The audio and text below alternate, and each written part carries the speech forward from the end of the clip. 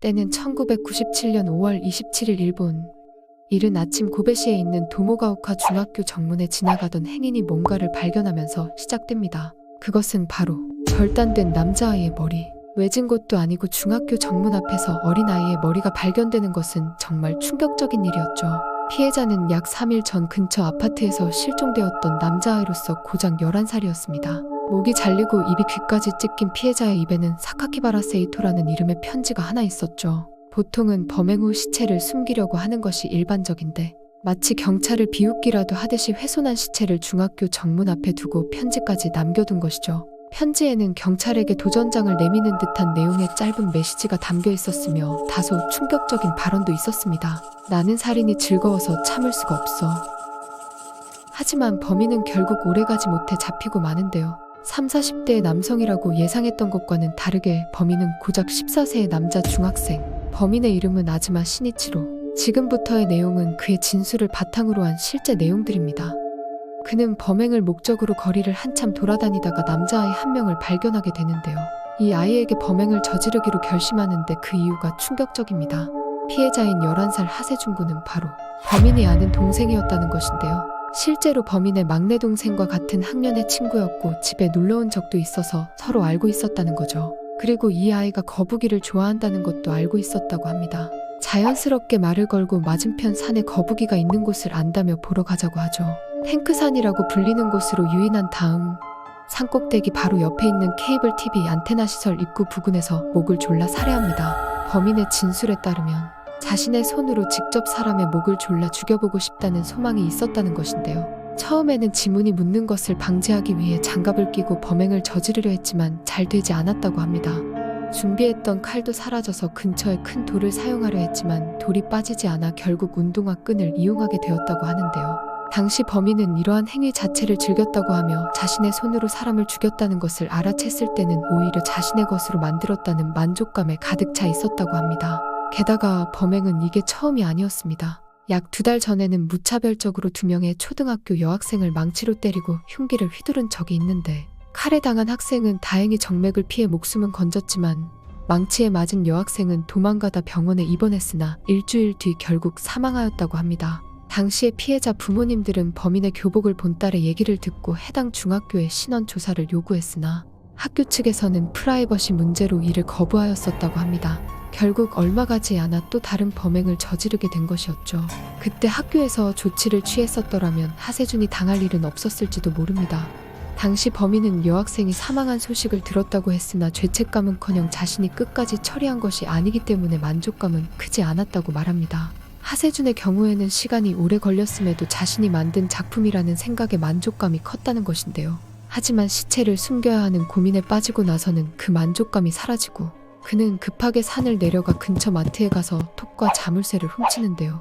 돈이 없었기 때문에 몰래 훔쳤다고 합니다. 범인은 다시 사건 현장으로 돌아가 잠겨있던 탱크 시설의 철문 자물쇠를 끊고 시신을 시설 안쪽 바닥 쪽으로 숨깁니다. 그리고 훔친 자물쇠로 다시 잠가놓았던 것이죠. 그런데 집으로 돌아간 범인은 잠들기 전 자신이 자물쇠를 끊을 때 사용했던 톱으로 피해 학생의 머리를 자르고 싶은 충동에 사로잡힙니다. 지금껏 수십 마리의 고양이를 해치고 목도 베어버렸다는 범인. 사람도 한번 훼손하고 싶다는 생각을 하며 잠이 들고 결국 다음날 범인은 다시 시신이 있는 곳으로 가게 됩니다. 피가 많이 나올 것을 대비해서 검은 비닐봉투 2장 그리고 톱과 칼을 가방에 넣어 가져가는데요. 경찰은 범인에게 아이의 얼굴을 보면서 훼손하는 것인데 거부감이 없었느냐 물었지만 그는 별다른 거부감은 없었어요. 제가 죽인 시체니까요. 제 작품이었으니까요.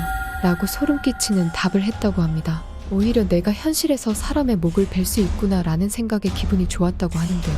머리를 몸에서 떼어낸 범인은 땅에 내려놓고 감상을 하는 엽기적인 행동까지 보였다고 합니다. 그것도 모자라 범인은 시체에 영혼이 남아있다고 생각하면서 구멍 팔 때 쓰는 작은 칼로 아이의 2눈을 찌르고 입을 귀까지 찢어버렸다고 하는데요. 그 후 더 끔찍한 행위는 비닐봉투에 고여있던 아이의 피를 마셨다는 것. 경찰이 왜 아이의 피를 마신 것이냐고 묻자 자신의 피는 더럽혀져 있기 때문에 순수한 아이의 피를 마시면 맑아질 수 있다고 생각했기 때문이라고 진술하였다고 합니다. 그는 아이의 머리를 봉투에 넣고 산을 내려가는 도중에 머리를 숨길 장소를 찾다가 연못 쪽에 나무를 하나 발견하게 됩니다.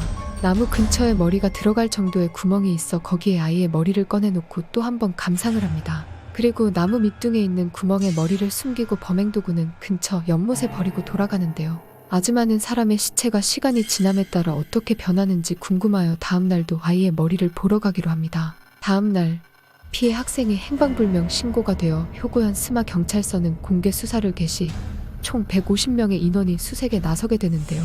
하지만 그는 아랑곳하지 않고 숨겨놓은 머리가 어떻게 변했는지 보기 위해 해당 장소로 가서 관찰하는데 별 다른 변화가 없어 실망한 후 그 머리를 집으로 가져갔다고 합니다. 그리고 그는 아이의 머리를 어디에 방치할까 고민하다가 자신이 다니고 있는 도모가오카 중학교가 가장 좋을 것이라 생각합니다. 설마 중학생이 머리를 베고 학교 앞에 방치했을까 생각하진 않겠지라는 마음으로 자신은 수사망에서 아예 벗어날 수 있을 것이라 생각한 것이죠. 그는 다시 집으로 돌아가 머리를 15분 동안 씻기고 방 천정에 숨깁니다. 머리를 씻긴 이유는 머리에 묻어있는 흙이나 나뭇잎 등이 특정 장소를 가리킬 수가 있어 들키지 않기 위해서였다고 하는데요. 그는 머리를 씻는 과정에서 이런저런 생각에 너무 흥분한 나머지 머리카락을 빗질하면서 사정까지 했다고 합니다. 그리고 수사에 혼란을 줘야겠다고 생각한 그는 벌어진 아이의 입에 편지를 써서 물려야겠다고 생각을 하죠. 가상의 가짜 범인은 만들어내려고 생각한 그는 지금껏 읽었던 책에서 기억나는 말이나 문장 등을 생각하고 조합해서 편지를 작성했던 것입니다. 5월 27일 새벽 1시경 그는 집에서 몰래 빠져나와 3시경까지 학교 정문을 배회하다 머리를 유기합니다. 처음에는 아이의 머리카락을 쥐고 정문 오른쪽 담벼락 위에 올려놓았지만 떨어져서 어디로 둘까 고민하다 정문 바로 앞 땅바닥에 두었다고 하는데요. 편지를 꺼내 사카키바라가 보이도록 입에 물리고 그 광경을 5분간 지켜보면서 또 다시 극도로 흥분감을 느꼈다고 합니다.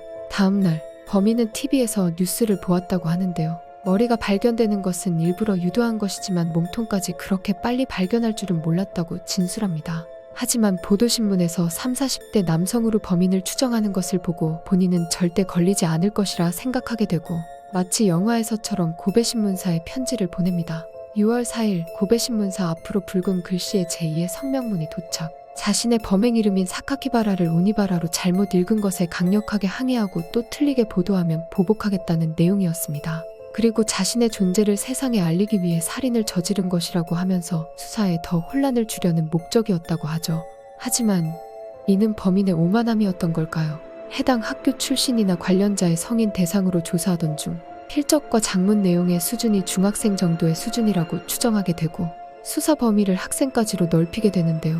그리고 사건 2주 전부터 학교에 나오지 않고 아동상담소에 다니고 있다는 아즈마 시니치로를 의심하게 됩니다. 실제로 동창 학생들이 아즈마와 필적이 비슷하다는 신고도 했었다고 합니다. 그가 학교에서 작문 활동을 할 때 썼던 징역 13년이라는 글과 범행 편지의 필적을 대조하게 되는데요. 감정 결과는 100% 일치. 경찰은 아즈마 시니치로의 집을 찾아가 체포하게 되고 강하게 추궁한 결과 겁을 먹은 그는 결국 모두 자백을 하게 되죠. 당시 일본에서는 이렇게 어린 중학생이 살인을 저지른 것에 사회적인 파장이 어마어마하였습니다. 하지만 아즈마 시니치로의 당시 나이는 14세, 소년법으로 인해 형사처벌을 받지 않게 되고 소년원에 들어가 고작 7년간의 정신치료를 받고 멀쩡히 사회에 나오게 되었다고 하는데요. 이에 분노한 국민들은 소년법의 문제점에 대해 지속 항의하였고 결국 법원은 만 16세에서 만 14세로 소년법을 개정하게 되었다고 합니다. 소년원에서 배운 용접 기술로 사회에 나가 용접공으로 일했다는 소문이 돌기도 하였는데요. 이후 2015년 32세가 된 아즈마는 본인의 범행 내용과 심경을 담은 책 한 권을 출판하게 됩니다. 각종 비난을 받았지만 이 책은 출판 후 10만 부나 팔리게 됩니다. 피해자의 유족들은 분노하며 출판 중지 및 회수를 요청했지만 이후에도 2세, 3세까지 증세되었다고 하는데요. 유족들에게는 너무 잔인한 일이 아닐 수 없습니다. 그는 초등학교 5학년 때부터 동물을 죽이기 시작했다고 하는데 처음에는 달팽이나 개구리로 시작했다가 고양이로 바뀌었고 친구에게 그가 죽인 고양이가 20마리나 된다고 자랑을 했다고 하네요. 그는 범행 후 시신을 훼손하면서 성적인 흥분을 느꼈고 그것이 동물을 죽일 때와는 비교할 수 없이 강했다고 하는 것을 보면 결국 살인의 동기는 쾌락을 위함이라고 밖에 볼 수 없는데요. 자신을 제외한 인간은 모두 채소 같은 존재라고 하며 잘리든 파쇄하든 상관없다고 답했던 아즈마 시니치로. 현재 일본 어딘가에서 살고 있을 그는 여전히 잔인하고 엽기적인 생각을 하며 평범한 척 살아가고 있는 것은 아닐까요?